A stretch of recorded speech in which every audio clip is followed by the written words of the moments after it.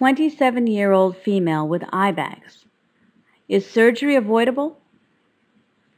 I have eye bags. I sleep only 4 to 5 hours a night, but not sure if that is contributing to my eye bags. I also have under eye wrinkles and crow's feet when I smile. Are there any effective non-surgical interventions? Thank you for your question. You're asking about several things that typically affect the under eye areas. So, eye bags, wrinkles, and crow's feet lines. And then your question is there a non-surgical way to treat these? Well, we'll start with the eye bags. And based on the photos that you sent, the eye bags to me appear to be something called lower eyelid fat prolapse. Now, what that means is the fat pockets that are normally around your eyes have pushed forward. And by causing that pushing forward to occur, the bags are always there.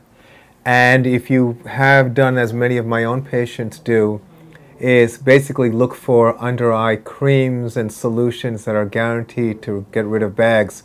And you'll see, and I'm sure you'll observe that they don't work because they work topically when the problem is internal. So there is no non-surgical way to get rid of the bags under the eyes. There is, in our practice, and is commonly employed, a minimally invasive approach to camouflage the bags, such as the use of Restylane or a hyaluronic acid adjacent to the bag in the tear trough area. But my recommendation for someone who has lower eyelid fat prolapse is to do something called a blepharoplasty. And when there's no excess skin, I usually recommend something called a transconjunctival blepharoplasty. That means taking away the fat pockets from the inside of the eyelids. Now that may sound very invasive and traumatic to you, but I actually made it a mission in my practice, and doing this for 20 years, it's been quite successful. For people who are surgery phobic or are in the camp where they, quote, don't believe in surgery or don't want to have any surgery, what I've done is essentially in my practice made it easy for people to do this like a doctor's office visit, where they come into our practice, they're not in a hospital, and we have our own facility, and essentially with a little bit of local anesthesia and a little bit of IV sedation, we're able to take care of their fat pockets and do a more definitive treatment. So many people have spent so much money and time injecting and doing all kinds of things to try to avoid surgery, and unfortunately sometimes their doctors play into that fear and just sell them more and more injectables. I think that if you want to have if you have a problem, you need to find the right solution, and if you try to work around it, you end up not fully addressing it in the best way it possibly can. So I'd say that's the solution for your lower eyelid fat prolapse. As far as the lines and wrinkles are concerned, technically you don't need surgery for those, for that kind of management.